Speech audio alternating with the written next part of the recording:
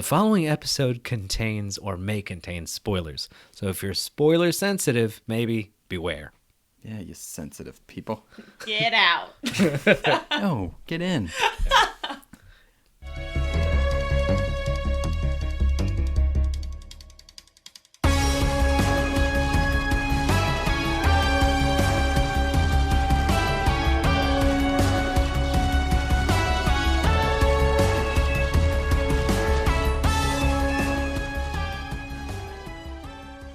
All right, welcome to the Phantom Zone. 3 fans, 1 podcast, and a sea of comics. I'm Noah. Kayla. This is Jared. And unbeknownst to the listener, this is our 10th time saying the intro because we had some technical difficulties. So many. But it's all good now. Yeah, apparently recording in a cave in Norway. My bad. Jared's a fugitive on the run, by the way. We'll never tell you where he's at. He just did. Oh, true. I'm in the cave in Norway. You know the one. I'm going to Google that. So before we get started, I did want to say, a special thank you to our Patreon members. So this month we took all the earnings that we earned from Patreon and donated it to Black Lives Matter. And we donated $100. So, I mean, nice. Yeah, that's awesome. Yay. Yeah, and it's going to a great cause. The money went to something better than what, we would use it for anyway. So, yeah, thank you guys. That's right. We donated $100 of our Patreon money to Black Lives Matter, and we kept the other $30,000 that we make every month off of this podcast. Yeah, totally. That's because we do this full time and we don't work. We're rolling in the dough. Yeah, so again, thank you. Just wanted to put that out there. But today we have a very cool deep dive. Obviously, it's about Storm. I mean, I've been waiting to do this episode for so long. You really have. Yeah. I was like, we need to talk more about the X-Men. Let's do a deep dive. Storm. So I was so happy. There really was no fighting them on it. Mm-mm. Listeners. I don't know if you guys remembered, I think it was like 2 months ago or so, but I had put a poll out like, what deep dive should we do of what X-Men? I mean, it was a landslide of Storm. There's some like Nightcrawlers and Kitty Prydes in there, but Storm won that, and rightfully so. I mean, I think that's the biggest thing, that everybody loves Storm. So why isn't she more of an A-lister or a front and center character? Like, first of all, that's not true. Everybody voted for Cannonball, and then Noah got rid of those votes. That's Summer's erasure, and I will not stand for it. Yeah, absolutely. I mean, I would have done it even if that was the case. But yeah, we have that agenda on this episode, I think, which is to say that we think not only is Storm a great character that we're going to deep dive, but also that she's a character that deserves the A-list spot. She should be understood as one of Marvel's premier characters. And, we'll talk about it, but she kind of was right up there for a while. She's like skimmed the edge of that ceiling, as it were. Mm-hmm. And we think they just need to push her right through that ceiling. Yeah. Yeah. So true. We were doing some research on the show, and when I looked up like black female characters, black female superheroes, like there was like 2 or 3.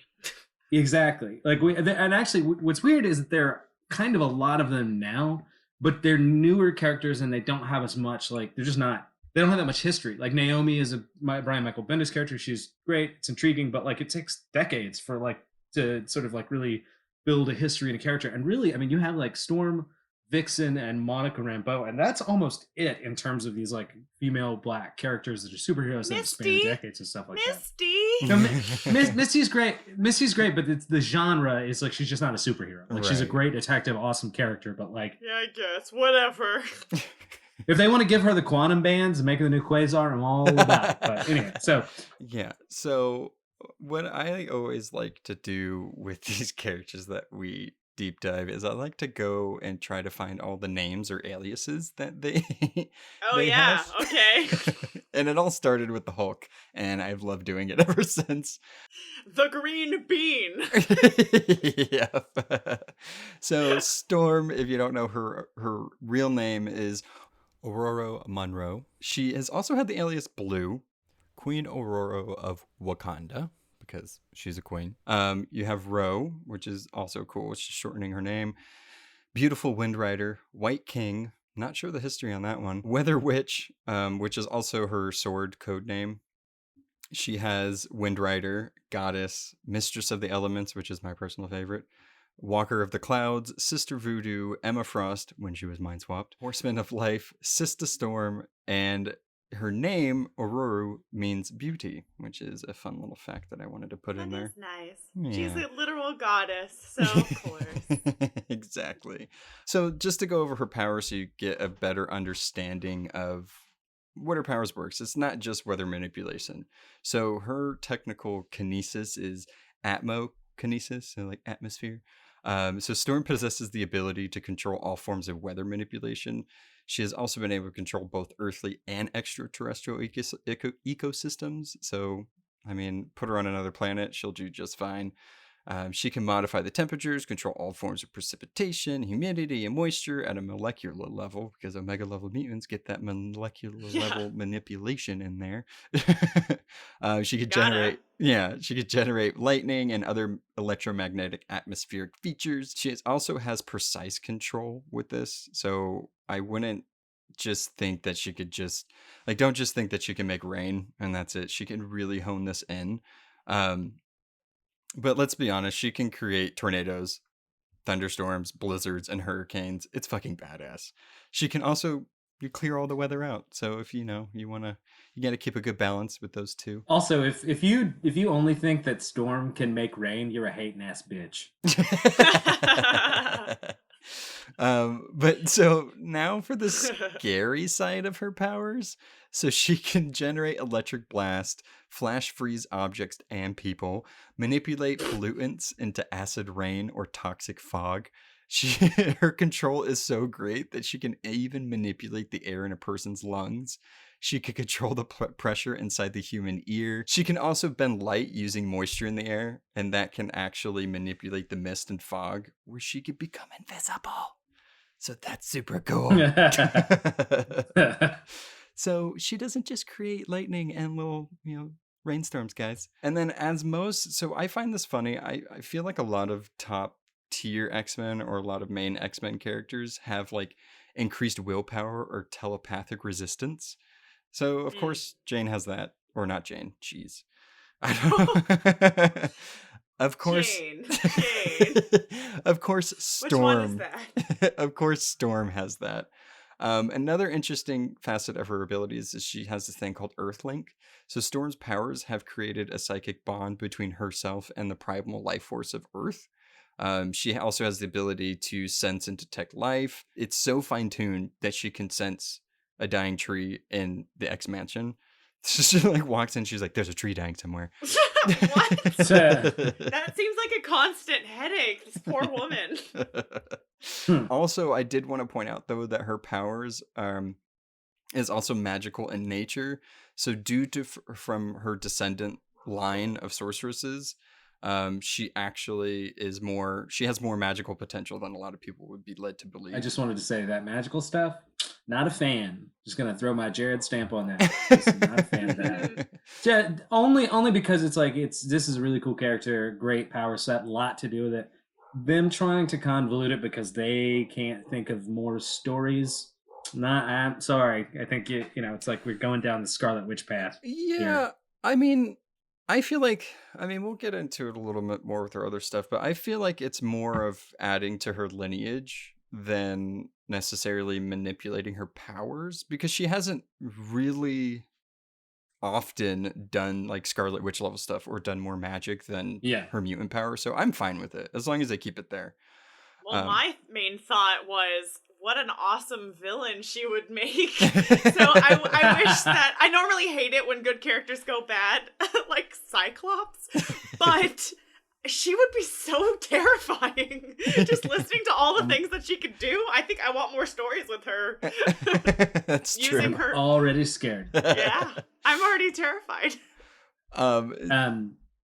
And then I was going to say also the other thing to compare her to, because there's like the other chief weather manipulator in obviously the Marvel universe is Thor. There's also thinking about the fact that like Thor and Storm, like sort of them in comics, like there's not like DC doesn't really have a good popular comparable character. But anyway, I just like the emphasis difference because like they both have really similar abilities and stuff like that. But like with Thor, they have a tendency to go with like more just massive kind of like cosmic-y, gigantic, barely controlled storms. Whereas like with Storm, they've always had her be more refined in her power set. She's the one that like even in the X-Men movie, like could use her weather control ability to make ice cubes for a drink. You know what I mean? So, Yeah. so I think it's cool that like even though she can do these massive storms too, they've had a tendency to make her a little bit more like refined and creative with her abilities and stuff. Yeah. I'm a fan of them fleshing out the abilities, especially. You have to think like, I mean, if you have a skill and you're good at it, are you not going to refine it? Are you not going to try to be the master of it? I mean, she has Mistress of Elements for a reason. So, I mean, Yeah, come on. absolutely. And aside from her other, weather manipulating and Earthlink abilities, so she's a master thief. We'll go into her origin, but she's a pretty skilled lockpick person. A lockpick smith? A lockpick smith? I don't know. Lock Pickus. A lockpickist. She's also an expert combatant. So I don't feel like a lot of people know this about her. She was actually trained by Black Panther, Wolverine. She learned techniques from Ronin, Yoku. She also bested more powerful fighters like Callisto. So even if she didn't have her powers, she would more likely still be able to kick your ass. Yeah, definitely. And then, of course, it's kind of a given. Anybody that manipulates anything with the earth, she's an expert gardener. So that was something that people felt like they needed to list on there. So I included it. And then another cool thing about her, she's multilingual. So she's fluent in English, Arabic, Swahili, Russian, Japanese, Wakandan, and probably all of the other languages. Because when I was looking this up, I was like, how many languages can Storm speak? It literally put etc. after that. So all of them. Also, they can't just make her smart. They have to like do a thing where they're like, well, actually, languages are the weather of words, so that's why she has that ability.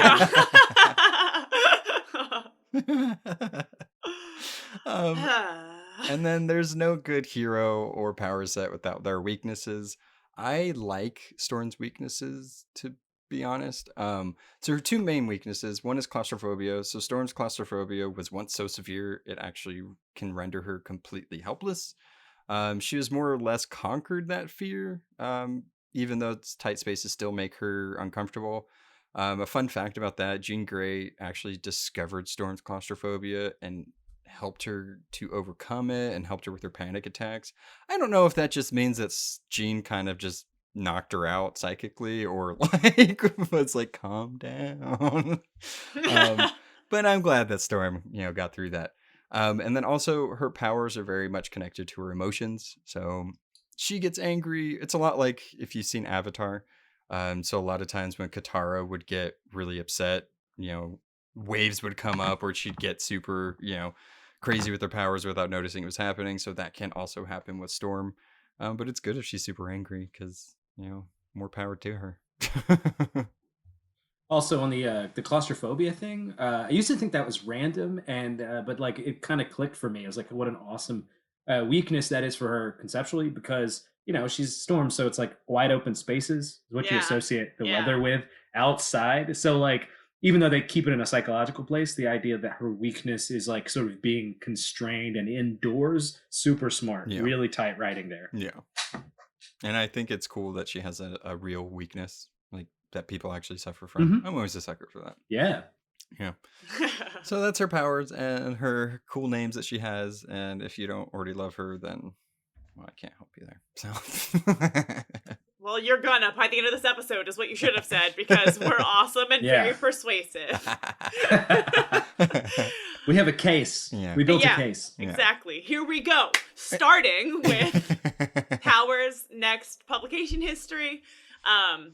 This is so funny because someone had already put in the very beginning of her publication history in our shared Google Doc, listeners. So I'm going to read it word for word because apparently this person thought every single one of these details was super important, and I don't want to let anyone down. That wasn't me, by the way. That's not why I did it. Usually... No, do you know how I know it's Noah? I will get to it in like 2 seconds. It says Storm first appeared in 1975 in Giant Size X-Men #1, written by Len Wein, Swamp Thing co-creator and writer. That's how I knew it was Noah, because it was important that I mentioned that person also did Swamp Thing. It was important. Penciled by Dave Cockrum. And then this part actually was interesting. It was... this series was used to replace the first generation of X-Men in the 1960s with the new X-Men, and that Storm was originally a combination of 2 different characters that Cockrum had like already created, the Black Cat and Typhoon. The Black Cat had Storm's costume minus the cape, and was submitted for the new X-Men's original lineup. However, there was a hiatus in the project, and another female character like Tigra was introduced, making Black Cat a little redundant, so he kind of had to come up with a different character. And then Typhoon, yes, because it originally gave us Storm. And then Typhoon, the other character, was originally designed to be a male, and changed into a woman to kind of give us a little bit of rep, I guess. They're like, too many dudes. And then it kind of became the iconic one female in a group of men. And then I love this little tidbit because it was apparently really bold to give Storm white hair, which is so iconic and beloved now. But they're like, no, it's gonna make her look old. And he was like, no, you gotta trust me on this. And he was so right. He was. I mean, Storm's blue eyes and white hair is... I know they tied it to her lineage, but it's so iconic and beautiful. Just real quick, does anybody know why they would give her cat eyes early on? Anybody notice that? The Black Cat was one of her... Yeah, maybe. I think that's right. Because I was looking at Alex Ross's art. Noah did a thing on Twitter that was like, these are the, like, what's your favorite Storm picture or whatever in anticipation for the episode.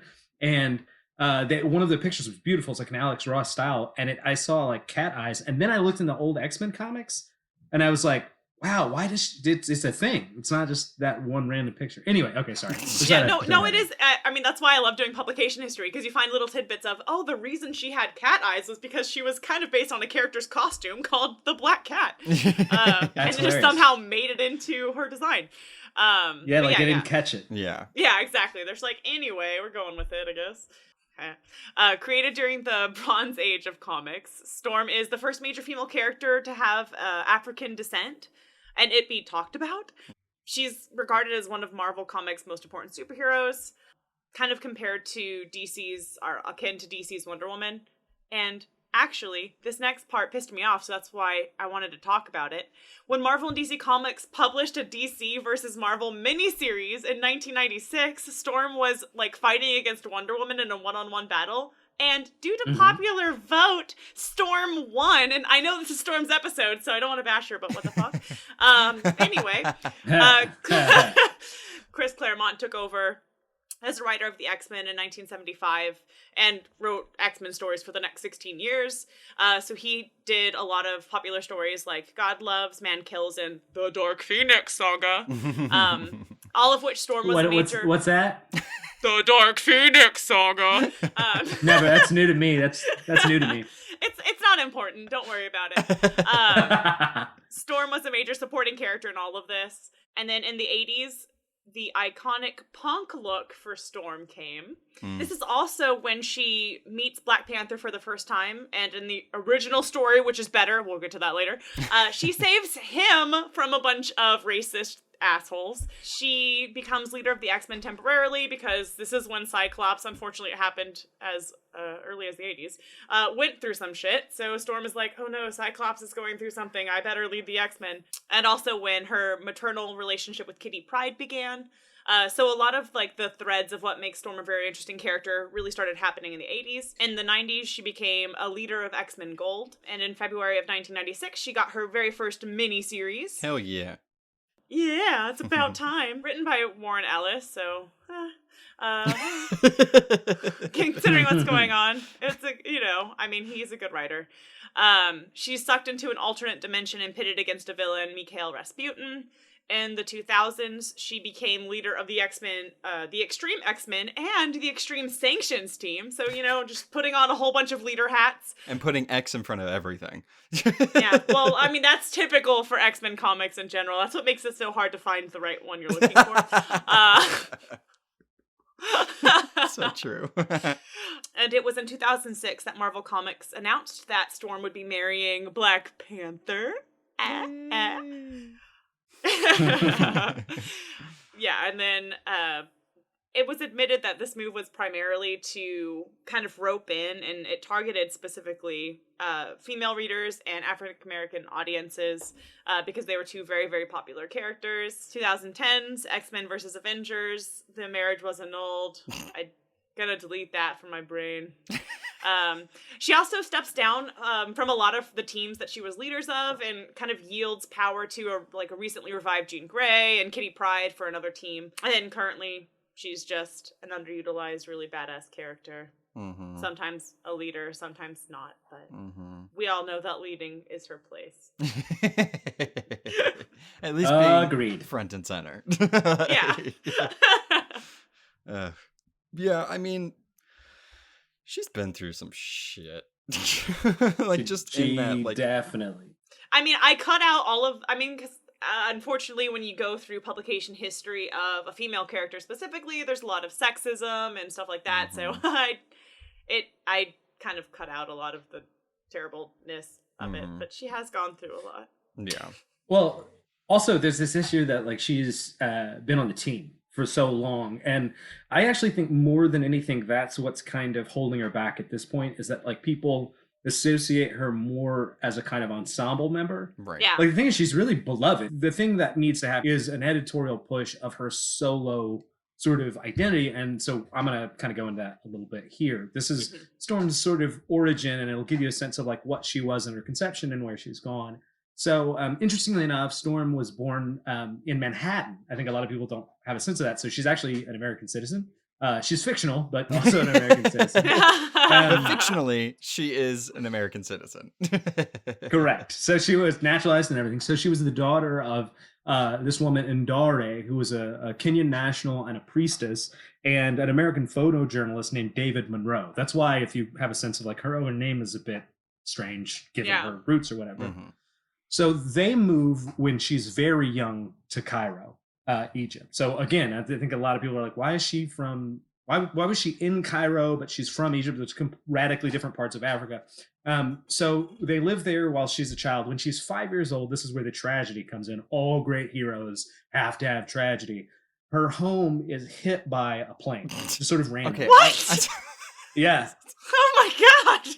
That's the story, and they go into explaining this later, but just for our purposes, just know her house is hit by a plane, and it tragically kills both of her parents, and she survives, but she's buried in the rubble, and she's sort of buried really sadly right next to her mother's dead body, and that has everything to do with why she's claustrophobic. So it was the trauma of losing her parents. That makes complete sense. Yeah, who wouldn't be traumatized? And also, absolutely, who was it a fear that your house would get hit by a plane that's supposed to be 30,000 feet in the air? I mean, it's the thing is that actually does happen from time to time. It is rare, but planes do crash into residential areas sometimes. So I even like that this, as freak as it is kind of grounded in its own kind of reality or whatever. So anyway, that's the scariest part. So she survives. But now she's because her parents aren't Egyptian and not from Cairo. I don't know what that Cairesian. I don't know. Anyway, so she's basically left to her own devices, and she sort of falls in with this band of street urchins who happen to be like thieves or whatever. It's kind of like what's his name, Jason Todd, like prior to Batman finding him. Yeah, absolutely. It's a little bit more dramatic in a sense because it's not just like, oh, poverty. It's like this freak occurrence. But so she ends up on the street, and there's this like sort of like dude, Ahmed El Jabbar. He's like the leader of the Thieves Guild or whatever. It's at this point that she sort of randomly meets Professor X because she is she's sort of sent to pickpocket Professor X, and using his mutant ability, he not only knows that she's a mutant, even though she hasn't manifested her powers, he can tell from her brain waves apparently. So Cause comics. Why not? Yeah, cause comics. Yeah. Yeah, absolutely, cause comics. And incidentally, I'm going to go into this a little bit later, but the sort of ruler of these guys, the crime lord of the entire region, is this evil mutant named Amal Farouk, who, again, I'll get into later. He attacks Professor X. It's a whole thing. But anyway, so the point is that Storm meets Professor X then, and I didn't know this until I did the research. They don't, nothing else happens after this. They just happen to have crossed paths. Professor X takes note of that, and then that's sort of it. She goes back to her street urchin ways. Around about the time of puberty, she's like becoming a young woman or whatever. I don't know, she's a forward thinker. She was like, I need to get out of this street urchin lifestyle. Wait, I gotta go. Wait, real quick. Did she actually pick his pockets though? No, he uses his mental, it's like as a telepath, he's sensitive to sort of everything around him. Okay. And he kind of senses the like, oh, I'm feeling thievery coming at me. You know what I mean? He could also see that in her brainwaves. Cool. Professor X is a creepy man. He's so creepy. You leave Xavier alone. Yes, yeah. This bald, not creepy, kind of creepy dude. Anyway, okay. So the point is that that's where she learned the ancient art of thievery or whatever. But she starts to get kind of wanderlust, and like something draws her south. So she goes on this sort of like 1-person 12-year-old pilgrimage or whatever through the Sahara Desert, normal. Where as previously mentioned, she runs in, of all things, to the Black Panther.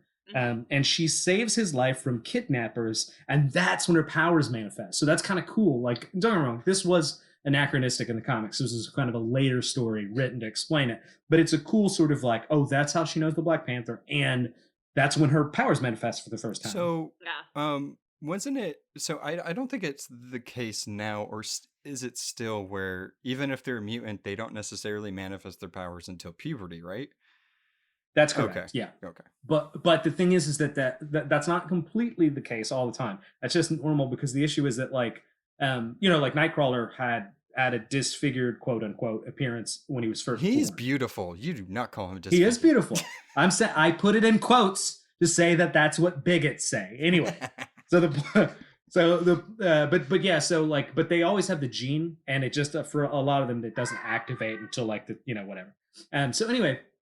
So she goes through the Sahara and ends up in the Serengeti Valley in Kenya, which is her ancestral home, like through her matrilineal side. And she ends up being worshipped by the villagers there as a goddess or whatever. Oh, hell.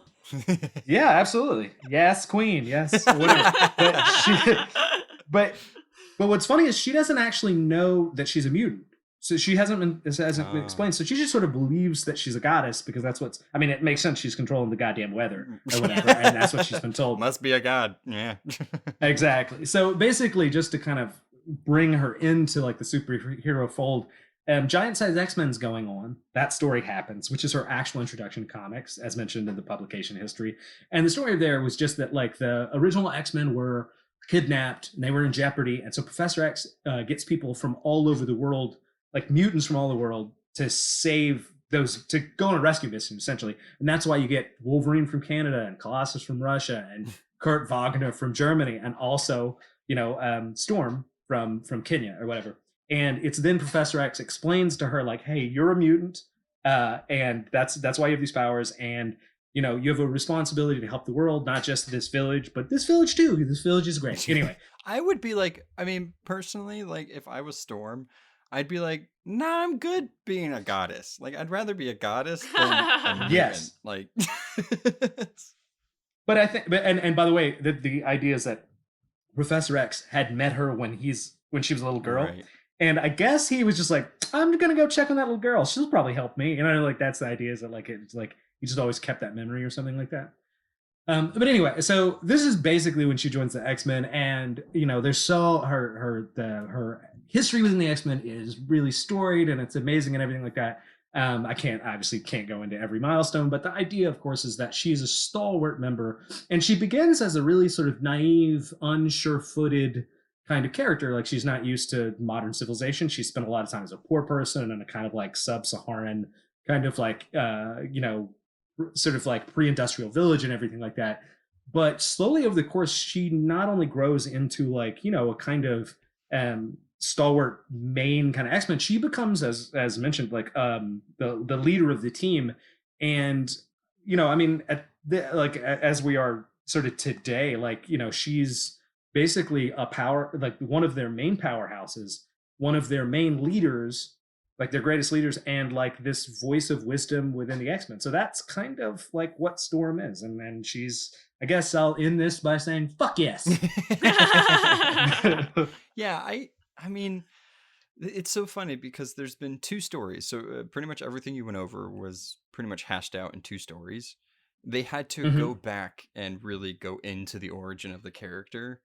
And I'm so glad they did that. But it's like they spent time going back, and then when you see her throughout the comic, she's still kind of, you know, pushed to the side a little bit, or it's not necessarily like, sometimes she's a leader, but most of the time she's just appears to create mist to like cloak them. You know what I mean? Like, and she's so much more than that. So I always think it's interesting, like, you know, when they write a story about her, it's, you know, they build her up so much, and then like you read the current X-Men that's coming out, and it's like, okay, I mean, where is she? And to be clear, there, I don't think that Storm is really forgotten in the context of the X-Men. Right. It's just there are so many characters that story, even the main team, has to service. Mm-hmm. And so, insofar as even if she's the most beloved character within the X-Men, you know, insofar as she's only known as part of that ensemble cast, she's probably always going to be a little less sort of developed than what a character like, let's say, Wonder Woman or Captain America would be. Right. You know. Right. Yeah. I mean, cool. I lost my train of thought. Yeah, cool. I mean, she's badass, so whatever. I love her origin. Her origin is one of my favorite origins in like comics and with characters, especially of the X-Men. So I always love those chance encounters. Like, even though Xavier didn't do anything to her when he first met her, I just always think it's funny. He's like, I'm going to make a mental note of, you know, this girl. She's a mutant. I'm going to see what her powers, if they're useful later on. Well, that's exactly what Black Panther did in terms of romance. Oh, I just met this girl who saved my life. I'm going to make a note of that and marry her later. She could control the weather. And Storm has kind of everything you need to have a kind of like strong standalone character, because in terms of her origin, because she has this good character concept, this original good story. You just have to have a good story or a good concept. But then also she has developed over a period of 20, 30, 40 years. Right. And that you can't make up. That's the stuff that you can't just like pretend, you know what I mean? That's the difference between Storm and a Mary Sue character in this case, is that, you know, you can't like just contrive like, oh no, she's supposed to be important, like the Sentry or something. She just has been around and been in these crucial moments of comics, especially for the X-Men. But yeah. I mean, like, speaking of love interest and Black Panther, like, yes, it wouldn't be a complete deep dive without talking about the love interest or the love stories that they always try to push in comics but don't typically work. Yeah, she's a strong, independent woman. Okay? Yeah, true. She is that for sure, but she deserves to be a queen as well. Yeah, for love interest, there've been quite a few. The ones I'm gonna go into a little bit more detail about, Forge and Black Panther are kind of the big ones. Yeah. She's also been involved with Wolverine until he died. Slipstream, Doctor Doom had this weird thing for her too. I'm not To be no. honest, though, like I would too. So I don't. She is beautiful. Yeah. So. I don't blame him. But I know, so two big ones, Forge and Black Panther. Forge came first and was her love interest for a good chunk of the 80s and the 90s X-Men comics. For those of you that don't know much about Forge, he's a native veteran with the mutant ability to create or master complex machinery. So he's like a master builder in the Lego universe. Forge is a pretty... He invents a whole bunch of interesting things. Unfortunately, one of the things that he invents is a ray that depowers Storm, and she more or less threatened to kill him for taking away her powers, which, you know what? Bitch, fair, that's fair. Yeah, I don't blame her. I would be pissed off too. So, a very bumpy start. But then they actually have a pretty romantic history in the series Life/Death. They hung out in a tower and made out a lot. Unfortunately, like a lot of comic book love affairs, it ended very sadly and stupidly in Forge's anyway. Storm is one of the most powerful women in comics ever, and even Forge was like, he let the insecurities get the best of him because he's like, oh my god, I'm gonna make this awesome woman my life. He proposed to her, and then when she appeared to hesitate, revoked the proposal and insulted her and yelled at her and made her cry. And then was like, nope, no, you hesitated, so bye. And then he started dating Mystique. So it took them a long time in terms of real people years to make up. They're not dating anymore, but they're friends now. But that was pretty fucked up. Good. He sounds like a big chode. They have like a long, convoluted romance just to end in a place that sucks. Yeah. It's like, oh, you were hesitant and being responsible in your decision to marry somebody and spend the rest of your life with them. How dare you? Oh my god. Yeah, but anyway, something that ended not quite as volatilely, but still really sadly. It's still the best romance for her, and I'm still hopeful. Black Panther, like Jared was mentioning, they originally in the original story, and just like a one-off, she met TChalla when they were both young. She rescues him from being kidnapped. Her powers manifest, and then they kind of part ways as a publicity stunt. And Normally, I'm like, okay, tongue-in-cheek, you guys know what you're doing. You're trying to manipulate the audience. But in this case, I really wanted them to be together, so I don't care. They come back in Black Panther's comics in a tie-in story to Civil War, which is hilarious because both Iron Man and Cap show up to their wedding. They're on opposite sides of the aisle. It's hilarious. T'Challa proposes. The rewrite in their story is that, and they rewrote it in 2006, so it's been like decades since their original meet up, is that he saves her now when she's like wounded. He nurses her back to health, and they sleep together, and the only reason he leaves her is because he's like, I have to go be a ruler now. Goodbye, awesome lady. Boo. Stupid rewrite. There's kind of a lot of disturbing things. Like they made it canon that they slept together, but Storm was 12 at the time, so that's kind of disturbing. Problematic. How old was he? Good question. I cannot remember. I know they were. I mean, like, he's not an adult man, but yeah, like I want to say he was older than 16, maybe 18-ish. Yikes. You want to say that? No, I'm only saying, like, I don't want to say that. No, I'm only saying that because it is interesting that anytime you look that up or, look up anything about Storm, like, they make it a point, like, she was 12. And it's like, oh, so was he like way older? Like you're making it like, you know what I mean? Like they make it a point to say she was 12. Yeah. Comics like to have that history because like it's the same thing with Colossus and Kitty Pryde.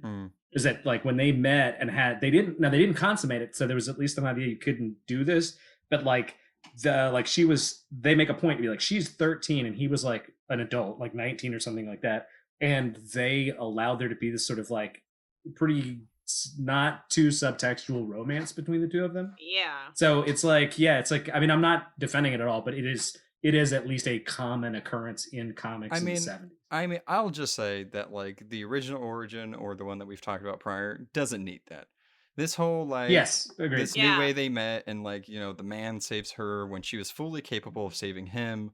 It's just stupid. Like that. It was a very strange rewrite. I don't know if it's because it appears in Black Panther comics specifically that they wanted the hero of that comic. I mean, I'm not going to say sexism, but sexism. But also, I wonder if it's because they wrote this story in the Black Panther comics and they were like, he's the hero in these pages, so we got to have him do the heroic stuff.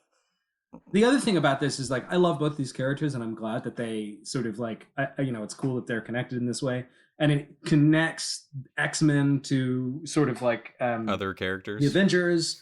But the other thing is like, let's just be honest, they're together because they're the only two African characters. That's what I meant when I said like it was a publicity stunt. They were like, we're trying to get in women readers and we're trying to get African American readers, so we're gonna have these two characters get together, and they were together for quite a lot of years. The stories that came out from them being together are really interesting for T'Challa, but especially for Storm, when she's like struggling to balance being an X-Men and a queen. And I mean, it does great things for those characters.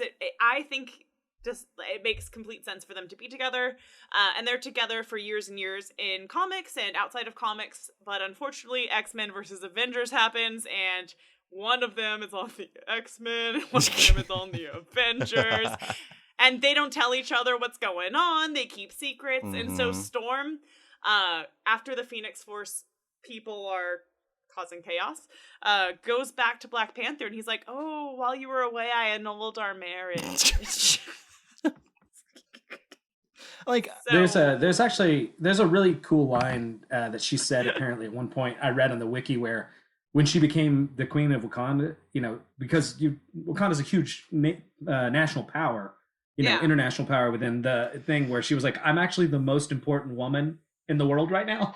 Because I mean, she's also like the mutant. Yeah, she's like the mutant human. She's like the representation of mutant human relations on the planet Earth at the time. So it's like, a very cool thing to do to her like character. I mean, and I mean, we'll move on from here, but like I love their relationship only in that like them like knowing the characters separately, I could see it working and happening, but for them to like force them or be like, oh, we want to do this because we want more, African American people or women to read it. It's like, well, you think that women are going to pick up the comic because there's romance between characters that you're assuming aren't normal comic book readers in the first place? Like, it's so weird. I just think there's an inherent maturity and regalness to both of these characters separately that I'm like, of course, like ultimate power couple. This is the king and this is the queen. So it just made sense. Word. Right. Yeah. Yeah, I like it. Well, let's see if that happens again. Yeah. Okay. So that was Storm's love life. It's been storied and everything like that. Some would say it's a little dark and stormy. So no, it's so weird that you just quit the show. That's really weird. I'll say this again. Good luck editing. Go ahead. Do it. Yeah. No. Yeah, fair enough. Okay, so anyway, the other thing about Storm that makes her, I think, prime for being a kind of like solo character is she has her own villains. Now, because she's been in the X-Men, she hasn't developed the same individual rogues gallery that, like a character like Iron Man or even Wolverine has. But she does have some standout examples. I'm going to try to be brief here, but like the one, when you think of Storm, the villain that should come to your mind is the Shadow King. I was going to say Apocalypse or Magneto. That too. That's too. Well, those are just villains that you just thought of. This isn't word association, no. But anyway, so here's the deal. Like I said, when Storm met Professor Xavier when she was young, He's just working in that den of thieves, and the person that ran Cairo's crime at the time was this character Amal Farouk. Now, Amal Farouk was a deeply powerful telepath, and when he saw Professor X, he sensed them as a sort of rival telepath. He attacked him with a kind of psychic sucker punch, and then, How in dare villain he. fashion, exactly, in villain fashion, I guess he was like, "Oh, bald-headed good guy, get him!" There's like too many like psychic brainwave like sensing going on. Yeah, it's very Like- Jedi. Yeah, here. like I sense somebody's going to pick my pocket. I also sense that person is a mutant, but not yet. I sense that guy that we're Yes. sending to pickpocket is a mutant. It's funny now. I'm just picturing these panels with no dialogue, just people's faces. It's taking place in their brains. Yeah. Yes. It's funny you mentioned that. It's not taking place in the brains. It's taking place on the astral plane, which is I'm gonna get to that. So here's the point. He sees Professor X and he's like, you're a bad guy. Or no, you're a good guy. You want to join forces with me? We'll be evil together. Professor X like, nah, fuck you, bro. He says it like that. And then they fight on the astral plane as any psionic battle should take place. Well, the thing is that it turns out Professor X he's awesome at the astral plane thing, which he doesn't get a lot of, they don't talk enough about that. Anyway, he defeats Farouk and he actually kills him accidentally, or so we thought. So yeah, exactly. So what it turns out is that Amal Farouk has always been this sort of powerful telepath that dominated the people around him mentally and controlled people. But also what he was doing was accidentally sort of eating the darkness of their psychic energy.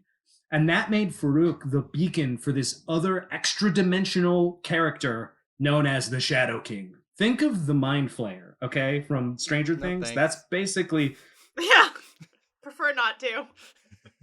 Exactly. That's basically what he is. And the thing is the Shadow King in this regard has always been a kind of he's like the evil dark residue of human thought that's existed from the dawn of time. And he's got a kind of a penchant for possessing people that are kind of good for him to possess. And it's usually psychics or astral projectors that use the astral plane. So he kind of possesses them or whatever. He sounds complicated. He's kind of complicated, but basically all you have to think of is there was this evil sort of psychic that basically accidentally channeled this evil demon from the psychic dimension. That's your story here. And because he's just had this weird connection to Storm, just incidentally almost, because he's involved in her origin and she's always been in their the X-Men stories, they've kind of ended up getting in these sort of revenge sort of I don't know, snafus. And so basically, she's foiled his plot so many times. At this point, he just kind of hates her personally. But that's the Shadow King. And he is also just a general X-Men villain of major, I hate you. Well, of course. Yeah, it's kind of like he's just... So it's interesting to think about this and doing these type of deep dives with characters that are primarily odd team ones. It's okay, so who are their villains aside from the bigger villains at hand? And it's interesting that Shadow King is technically one of her main villains only because he's just nah, I don't like her. I have a personal hatred for her. And it was kind of all just a chance encounter because she was trying to pickpocket fucking Professor X. Yes. Yeah, no, absolutely. But it's also one of those things where it's okay, it just makes sense because their history evolved together, kind of a kind of double helix kind of thing. Mm-hmm. And then the other two to mention, they're sort of just incidental and it's just kind of fun. One is Loki. And we all know Loki. What? Because there was this fantastic story where basically Loki was trying to pester Thor as he always does, and he sees Storm, who's been depowered, and he's like, I'm gonna give her a fake ass hammer. Like Mjolnir, I'm going to call it Stormcaster. It'll give her powers back, but I'll get to manipulate her. And basically Storm, it makes for this awesome Thor-Storm mashup appearance. You can see this on the internet every once in a while. It's so cool. I think she looks amazing. She's awesome. She's so cool. It's a very complicated Loki prank. It doesn't even feel that malicious. It's what would really bother Thor if I give his motif to someone else. That's right. Well, what he was kind of trying to manipulate her through this hammer, and it becomes the story of Rising Above too, because the deal is that the way she has to foil his plot, she has to give up this power. because she so missed her weather control powers and everything like that. So that's basically how she undoes his evil scheme, is like to not go in for the evil monkey paw needful thing offer, right? But because it was such a cool moment and such a good sort of visual, this has kind of been repeated a couple of times. And so we get that. And then the other sort of antagonist to mention with her is, and we've mentioned her already, is Callisto, the leader of the Morlocks. Now, they really have more of a frenemy vibe going on, but like it was the first time when Storm got kind of challenged physically. This is before she lost her powers too. So it was just, she, you know, everybody's like, well, she just does lightning. And then she kicks the shit out of Callisto to be leader of the Morlocks. You know, it's That's very what I much was like, oh no, saying. Like, she's like, oh no, I'm from the street. Like, fuck you. And so basically, yeah. So we get some recurrent like frenemy vibes with Callisto, which is kind of cool. So that's kind of Ororo's enemies. spoiler, she beat him. Yeah, it's a girl. Them. Sorry. Yeah. Well, and I know them because she is kind of butch. So I'll give Or you that. neither or neither. I'm not going to judge. Yeah, yeah. Exactly. If anybody's gender fluid, Callisto is definitely gender non-binary for sure. So true. Oh, jeez. Yeah, I mean, I don't know. Like, so that's like pretty much most of her comic stuff. And Yes. I mean, I just want to like, so before we end this, I want to say, how do you guys feel like they've interpreted her in other like different forms? So like movies, animated stuff, what have you. I think one of the most interesting parts was Apocalypse and Dark Phoenix. I mean, say what you will about those movies. I think it was a really interesting, I don't know, just genuine, organic take to Storm. I would never say a bad word against Halle Berry, but I feel like that wasn't, like, Storm didn't really reach her potential in the original X-Men movies. Also, that accent she was trying to do was awful. I'm just saying. Yeah. Well, she didn't commit. Right. Like she starts off doing an accent, And then it goes and away. this happens a lot. Yeah, Yeah. and then just sort of subtly, yeah. Yeah, and I think it comes to a problem with stuff like that where the people that do these movies have a clear, like, okay, we want to make sure Wolverine, Jean Grey, Cyclops, and maybe one other character is front and center and gets the most time and is like really fleshed out. Oh, but it's the X-Men, so we have to add, you know, Toad here, we have to add Kitty Pryde here, we have to add Colossus here. And Storm, unfortunately, usually falls under that category of second thought. The afterthought. Exactly. Yeah. When it's, I mean, even if you read the comics or you know this character, it's interesting where it's this, why isn't this, I would rather see her, no offense, Kayla, but then Cyclops being more front and center. Only because it's like, even just. They're both important! Just visually, though, it's like, I mean, okay, cool. He shoots like red stuff out of his face. I want to see her like doing all the cool weather shit that she can do. Like, Well, they're. I mean, to be honest, like the weather stuff that they in the movies, they really did get, I think, down in a sense of its grandeur. X-Men 2, when they're evading in the Blackbird, and then Storm has all the tornadoes like that's sort of cool. forming and Yeah, stuff yeah. like that.